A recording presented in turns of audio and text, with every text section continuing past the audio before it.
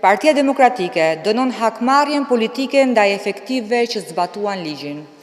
Nisur nga deponimet e strukturave të Partisë Demokratike në lidhje me vijimin e procedimit penal të iniciuar pas publikimit të një videoje nga drejtuesi i opozitës, profesor doktor Sali Berisha, ku dokumentoheshin materialet zgjedhore dhe para në një lokal në fshatin Pekisht, ju bëjmë dije se pasi policia e Elbasanit referoi çështjen prokurori dhe kjo e fundit vijoi me procedurat për ndjekje penale të rastit, strukturat e policisë shtetit janë vënë në funksion të një fushate hakmarrjeje politike.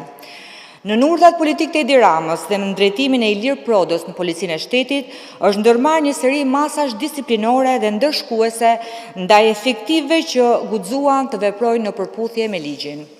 Konkretisht, sipas informacionit të sjellë nga deputeti i zgjedhur, zoti Blendi Himçi, është nisur procedim disiplinor ndaj shefit të krimit ekonomik në drejtorinë e Elbasanit, zoti Kliton Zhari.